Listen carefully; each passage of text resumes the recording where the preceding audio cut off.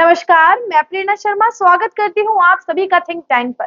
दोस्तों, Narendra Modi G7 summit में शामिल होने के बाद तमाम विदेशी देशों की यात्रा करने के बाद भारत आए हैं और भारत आते ही एक ऐसी खबर हम सभी को सुनने मिली, जिस खबर को सुनने के बाद सारी विपक्षी पार्टियां, खास तौर से हमारे राहुल भैया, अपने दांतों तले अपने नाखून चबाने लगेंगे। इसी के साथ साथ आपको बताएंगे राहुल गांधी आज तक अंग्रेजों की गुलामी से आजाद नहीं हुए हैं और शायद वो होना भी नहीं चाहते हैं। नरेंद्र मोदी से जुड़ी बड़ी खबर मैं आपको आगे बताऊंगी, लेकिन उससे पहले मैं आपको दिखाऊंगी राहुल गांधी का एक गुलामी वाला चेहरा, राहुल गांधी का देश विरोधी चेहरा। किस तरीके से राहुल गांधी एंड पूरा विपक्ष आज भी उन आजादी से पहले की गुलामी की जंजीरों में बंधा हुआ है। और आज आपको बताऊंगी नरेंद्र मोदी विदेशी धरती पर किस तरीके से राहुल गांधी के मुंह पर तमाचा मार के आए हैं। वो राहुल गांधी जो विदेश की धरती में जाकर भारत की बुराई करके आते हैं, वहीं नरेंद्र मोदी अपनी खुद की पार्टी के प्रचार करने की बजाय पूरे भारत का, मां भारती का प्रचार करके आते हैं। दोस्तों, नरेंद्र मोदी जैसे ही भारत वापस आए, दिल्ली एयरपोर्ट पर उनका भव्य स्वागत हुआ। ढोल नगाड़े, मोदी के जयकारों से उनका स्वागत हुआ। ये बात विपक्ष को हजम तो नहीं हुई होगी, लेकिन विपक्ष नए संसद भवन को लेकर सुप्रीम कोर्ट पहुंच गया। 28 तारीख को उस संसद भवन का उद्घाटन होना है। आज 25 तारीख हो चुकी है। 3 दिन में ना जाने कौन सा झंडा गाड़ लेंगी विपक्ष की पार्टियां। सुप्रीम कोर्ट पहुंच गई हैं और कहा है कि पहली बात तो ये बनना ही नहीं चाहिए था, और बन भी गया है तो इसका इनॉग्रेशन राष्ट्रपति के हाथों द्वारा हो जाना चाहिए था।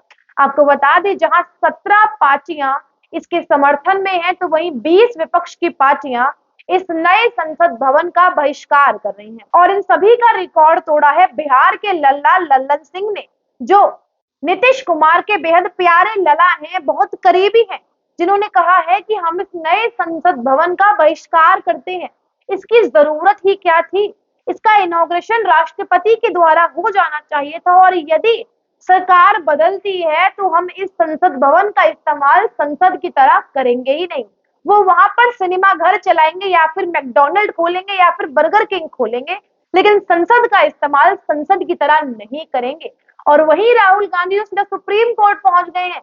ये ऐसी पार्टियां हैं जो अंग्रेजों के बनाए संसद में बैठकर राजनीति करने में बहुत खुश होती हैं, लेकिन पहली बार मेड इन इंडिया, भारत में निर्मित संसद बना है, वो इन्हें हजम नहीं हो रहा है, क्योंकि ये अंग्रेजों की औलाद है। ये अंग्रेजों की गुलामी से आजाद होना ही नहीं चाहती है। कोई भी चीज मेड इन इंडिया, वो भी नरेंद्र मोदी के स्वामित्व में, प्रभुत्व में, इन्हें पसंद नहीं आती है। लेकिन किस तरीके से राहुल गांधी के सुप्रीम कोर्ट वाले के खेल की बैंड बज गई है, वो भी मैं आपको बताऊंगी। राहुल गांधी ने सहारा लिया विपक्ष की पार्टियों का। वो बड़ी बड़ी पार्टियां जिनसे राहुल गांधी को उम्मीद थी कि वो राहुल गांधी के साथ खड़ी होंगी, वो सारी पार्टियां तो इनॉग्रेशन में जाने के लिए अपने नए कुर्ते पजामे सिला चुकी हैं।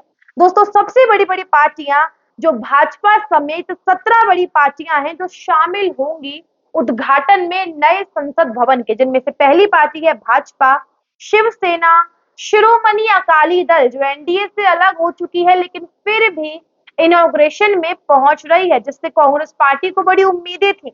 NPP, NDP, SKM, JJP, RLJP, RP, Apna Dal, Tamil Maanila Congress यानी कि वहां की Trinamool Congress, DMK, BJD, Telugu Desam party, YSR Congress, IMKMK and AJSU MNF. ये 17 ऐसी पार्टियां हैं जो राहुल गांधी के उल्टी दिशा में चल रही है, वो इनॉग्रेशन में जा रही है।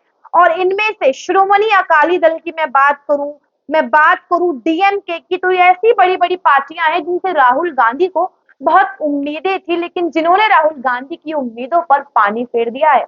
और यदि इन सभी की मेजोरिटी की बात करूं लोकसभा में, तो 17.82% यानी कि 328 सदस्य। और इसी के साथ साथ राज्यसभा में इन सभी दलों की मेजोरिटी की बात करूं तो 22.86% यानी कि 102 सदस्यों की मेजोरिटी भाजपा के साथ है। वहीं 20 ऐसी पार्टियां हैं जो इसका विरोध कर रही हैं, जिसमें आम आदमी पार्टी, टीएमसी, शिवसेना, जो उद्धव गुट है, समाजवादी पार्टी, इस तरीके की बड़ी बड़ी पार्टियां हैं जिनकी मेजोरिटी आपको बता दें लोकसभा में 26.38% है और राज्यसभा में 38.23% है। यानी कि हर मौके पर राहुल गांधी भाजपा से मार खा रहे हैं। और अब बात करते हैं उस बड़ी खबर की, जिस बड़ी खबर ने सभी विपक्ष की पार्टियों के दांतों तले नखून चबा दिए हैं। हालांकि उससे पहले एक बयान नरेंद्र मोदी जी का आपको पढ़कर सुनाती हूँ, जो नरेंद्र मोदी विदेश की धरती पर बोल के आए हैं, जिससे आप तुलना कर सकते हैं मिस्टर राहुल गांधी की और नरेंद्र मोदी जी की, कि दोनों में क्या फर्क है। मैं कुछ नहीं बताऊंगी, फर्क आप अपने आप गिन लेंगे। दोस्तों, नरेंद्र मोदी जी कह के आए हैं, मैं दुनिया के देशों में जाकर दुनिया के महापुरुषों को मिलकर हिंदुस्तान के सामर्थ्य की बात करता हूँ, युवा कैसा पराक्रम दिखाते हैं मैं उसकी बात करता हूँ। ये दुनिया को बताता हूँ कि हमारे देश का युवा कितना बढ़िया प्रदर्शन कर रहा है। दुनिया को बताता हूँ, ये बताते समय मैं गर्व महसूस करता हूँ। मेरी आंखों के नीचे, मैं अपनी आंखों को नीचे नहीं करता और आंखें सबसे मिलाकर बात करता हूँ। मैं माँ भारती की बात करता हूँ। ये नरेंद्र मोदी जी का बयान है। राहुल गांधी जी का बयान मुझे आपको सुनाने की जरूरत नहीं है। आपको पता है राहुल गांधी जी विदेश की धरती पर जाकर कितने फूल बिछाकर आते हैं, वो हम सभी को पता है। उस पर हम अपना वक्त जाया नहीं करेंगे। अब वक्त है उस बड़ी खबर का, और वो बड़ी खबर है आपको अडानी मुद्दा, हिंडनबर्ग की वो रिपोर्ट आपको याद ही होगी, जिस रिपोर्ट को लेकर हमारे देश की पिद्दी मीडिया, वो मीडिया जो ना जाने खुद किसकी गोदी में बैठी है और निष्पक्ष पत्रकारिता करने वाले लोगों को गोदी मीडिया बताती है, और खुद जिस तरीके से कुत्ते को हड्डी डाल देते हैं, जीभ हिलाती घूमती है, दुम हिलाती घूमती है, लेकिन खुद से कुछ भी नहीं कर पाती है। आज तमाचा पड़ा है उन सभी मीडिया के मुंह पर भी, जो बिना फैक्ट की बात करे केवल और केवल चमचा मीडिया बनकर गलियारों में बकवास करती है। दोस्तों, अब उस समय आपको याद ही होगा जब ये इल्जाम लगाए जा रहे थे नरेंद्र मोदी पर कि उन्होंने एलआईसी का पैसा डुबा दिया है।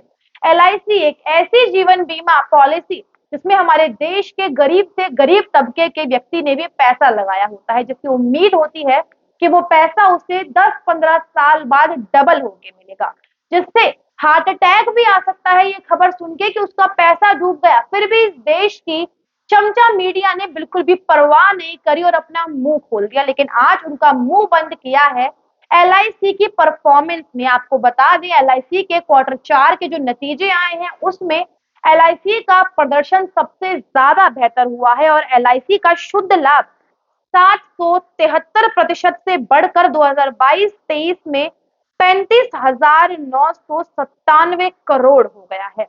भारतीय जीवन बीमा निगम यानी कि एलआईसी ने वित्त वर्ष 22-23 में 35,997 करोड़ का एकीकृत शुद्ध लाभ लगाया है। यह वित्त वर्ष 2021-22 के 4,125 करोड़ की एकीकृत शुद्ध लाभ के करीब 773% अधिक है। इसके अलावा वित्त वर्ष 22-23 की चौथी तिमाही में एलआईसी का एकीकृत शुद्ध लाभ सालाना आधार पर 5 गुना से ज्यादा बढ़कर 13,191 करोड़ रहा है।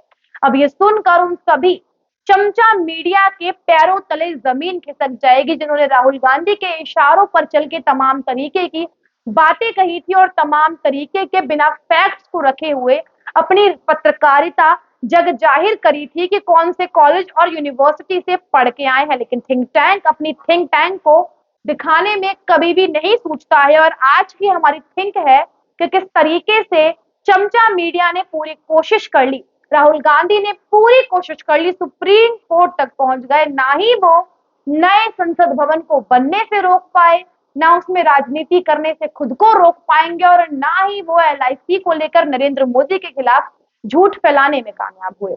इस मुद्दे पर आप अपनी क्या राय रखते हैं हमें कमेंट करके जरूर बताइएगा। रिपोर्ट पसंद आई हो तो लाइक करें, शेयर करें और चैनल पे यदि आप पहली बार आए हैं तो इसे सब्सक्राइब करना बिल्कुल भी ना भूलें। नमस्कार।